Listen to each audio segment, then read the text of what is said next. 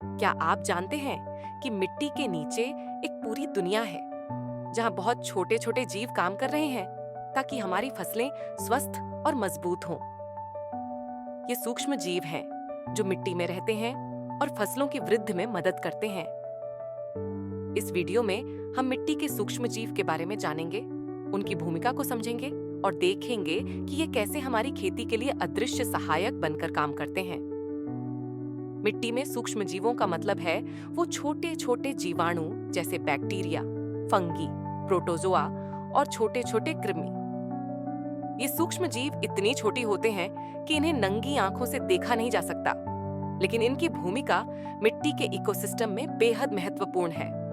ये सूक्ष्म जीव मिट्टी में रहते हैं और मिट्टी के कणों, पानी, हवा और जैविक पदार्थों के साथ मिलकर काम करते हैं। ये सूक्ष्म जीव मृत पौधों, जानवरों और जैविक अपशिष्ट को तोड़कर उसे पौधों के लिए जरूरी पोषक तत्वों में बदलते हैं।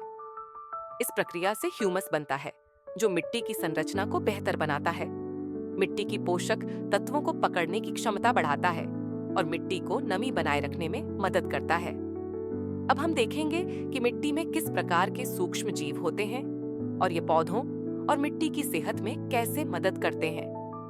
1. बैक्टीरिया। बैक्टीरिया मिट्टी के सबसे प्रचुर मात्रा में पाए जाने वाले सूक्ष्म जीव हैं। इनमें से कुछ नाइट्रोजन फिक्सिंग बैक्टीरिया होते हैं जो पौधों की जड़ों पर रहते हैं और हवा से नाइट्रोजन को उस रूप में बदलते हैं जिसे पौधे आसानी से इस्तेमाल कर सकते हैं।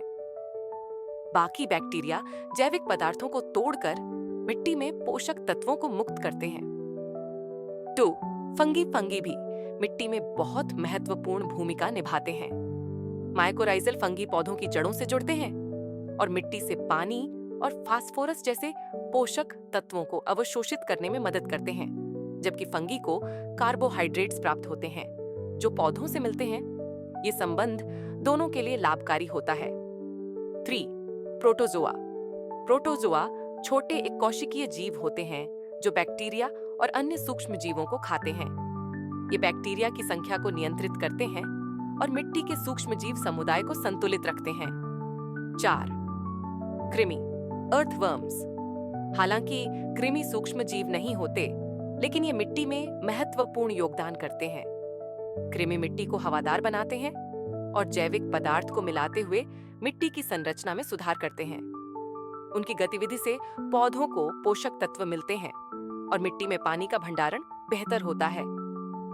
तो ये सूक्ष्म जीव मिट्टी और फसलों में कैसे सुधार करते हैं, आइए जानें। 1. पोषक तत्वों का चक्र। सूक्ष्म जीव जैविक पदार्थों को तोड़कर नाइट्रोजन, फास्फोरस और पोटेशियम जैसे पोषक तत्वों को मुक्त करते हैं। यह प्रक्रिया मिट्टी में पोषक तत्वों को बढ़ाती है, जिससे पौधों को उपयुक्त पोषण मिलता है। 2. मिट्टी की संरचना में सुधार। सूक्ष्म जीव मिट्टी की संरचना को सुधारते हैं, जिससे मिट्टी अधिक जल धारण करने में सक्षम होती है और मिट्टी का कटाव कम होता है। रोग नियंत्रण। सूक्ष्म जीव प्राकृतिक रोगनाशक के रूप में काम करते हैं। ये हानिकारक बैक्टीरिया और फंगस से प्रतिस्पर्धा करते हैं, जिससे पौधों को रोगों से बचाने में मदद मिलती है। 3. जल धारण क्षमता। सूक्ष्म जीव मिट्टी की जल धारण क्षमता को बढ़ाते हैं, जिससे पौधों को सूखे के समय में भी पानी मिलता है। अब जानते हैं राम सिंह की कहानी, जो राजस्थान के एक किसान हैं। राम सिंह के पास 5 एकड़ भूमि है, लेकिन पिछले कुछ सालों से वह महसूस कर रहे थे कि मिट्टी की उर्वरक क्षमता कम हो रही है। उन्होंने जैविक खेती अपनाई और अपने खेतों में कंपोस्ट और वर्मी कंपोस्ट का उपयोग करना शुरू किया। इसके साथ ही उन्होंने प्राकृतिक जैव उर्वरक का उपयोग किया ताकि सूक्ष्म जीवों की संख्या बढ़ सके।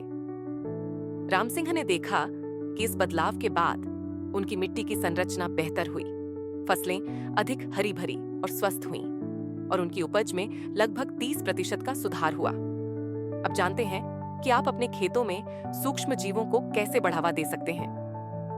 1. जैविक पदार्थ जोड़ें।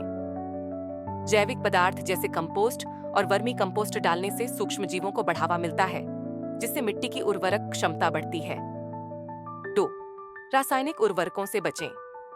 रासायनिक उर्वरकों का उपयोग न करें, क्योंकि यह सूक्ष्म जीवों को नुकसान पहुंचाता है। जैविक उर्वरक का प्रयोग करें। 3. फसल चक्र अपनाएं। दृश्य फसल चक्र के तहत विभिन्न प्रकार की फसलें उगाते हुए। फसल चक्र अपनाएं ताकि मिट्टी में सूक्ष्म जीवों के लिए पर्याप्त जैविक पदार्थ उपलब्ध हो। 4. मिट्टी की नमी बनाए रखें। मिट्टी की नमी बनाए रखें क्योंकि सूक्ष्म जीव गीली मिट्टी में बेहतर तरीके से काम करते हैं। कुल मिलाकर सूक्ष्म जीव हमारे खेतों और मिट्टी के लिए अदृश्य सहायक हैं। यदि हम इन्हें उचित वातावरण दें तो हम अपनी मिट्टी की उर्वरक क्षमता बढ़ा सकते हैं, फसलों की वृद्धि को बढ़ावा दे सकते हैं और पर्यावरण को बचा सकते हैं।